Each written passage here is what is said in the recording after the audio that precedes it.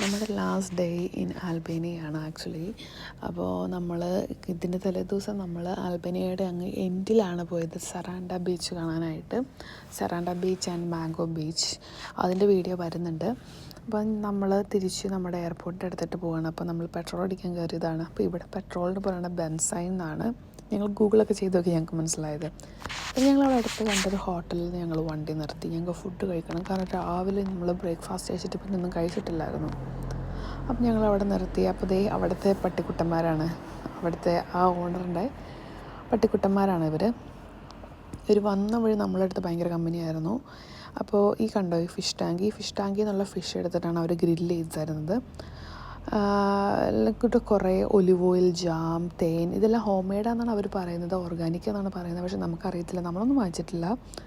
നമ്മളങ്ങനെ കടയിൽ കയറിയപ്പോൾ കുറേ പാക്കറ്റ്സൊക്കെ നിരത്തി വെച്ചിട്ടുണ്ട്.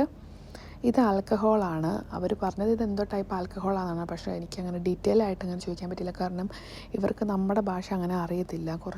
കുറച്ച് അതും ഇതുമൊക്കെ പറയുമെങ്കിലും അങ്ങനെ പ്രോപ്പറായിട്ട് നമുക്ക് പറഞ്ഞു തരാൻ മാത്രം ഇംഗ്ലീഷ് അവർക്ക് അറിയത്തില്ലായിരുന്നു.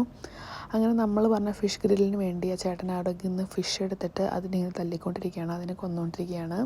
എനിക്ക് കണ്ടപ്പോൾ ഇത്തിരി വിഷമം തോന്നി. പിന്നെ പോട്ടെ, വിശന്നിട്ടൊരു രക്ഷയില്ലായിരുന്നു. അപ്പോൾ ഇവർ ഫ്രഷ് ഫിഷാണ് കൊടുക്കുന്നത്. അത് ഇവർ വീട്ടിൽ ഓർഗാനിക്കായിട്ട് ഇങ്ങനെ നമ്മുടെ വീട്ടിൽ തന്നെ വളർത്തുന്നതാണോ അങ്ങനെയൊന്നും എനിക്കറിയത്തില്ല കേട്ടോ. എന്നിട്ട് ഞങ്ങളവിടെ ഇങ്ങനെ സീറ്റ് എടുത്തിങ്ങനെ ഇരുന്നു. അപ്പം ഞാനൊരു വെള്ളച്ചാട്ടത്തിൻ്റെ ഒച്ച കേട്ടു. അപ്പം ഞാൻ ഓർത്ത് എവിടെ നിന്നാണ്. അപ്പം ഞാൻ നോക്കിയപ്പോൾ ഈ ഷോപ്പിൻ്റെ ബാക്കിലായിട്ട് ചെറിയൊരു നദിയുണ്ട്. അതിന് ചേർന്ന് തന്നെ കുറേ മൗണ്ടെയ്ൻസും കാര്യങ്ങളൊക്കെ ഉണ്ട്.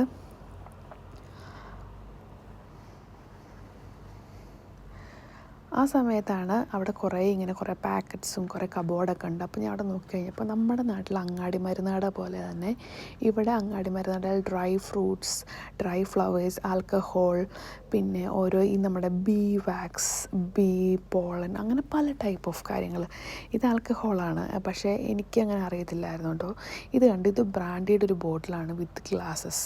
പിന്നെ ഇവിടെ വന്നപ്പോൾ ഞാൻ ഏറ്റവും കൂടുതൽ നോട്ട് ചെയ്തതാണ് പൂച്ച. എവിടെ നോക്കിയാലും ഇവിടെ പൂച്ചയാണ്. ഇതൊക്കെ ഓരോ ടൈപ്പ് ഓഫ് ജാമാണ്. ഫിഗിൻ്റെ ജാം, ബ്ലൂബെറിയുടെ ജാം, അങ്ങനെയൊക്കെ പല ടൈപ്പ് ഓഫ് ജാം. ഇത് ഡ്രൈ ഫ്രൂട്ട് സംതിങ് ആണ്. ഇത് കണ്ടോ, നമ്മുടെ നാട്ടിൽ മല്ലിയാണത്. നല്ല ഭംഗിയാണ് കാണാൻ. ഫുൾ സീനറീസ് എല്ലാം അടിപൊളിയാണ്. ഇവിടെയും ഫോൾസിൻ്റെതായിട്ടുള്ള വ്യത്യാസങ്ങളെല്ലാം ഉണ്ട്.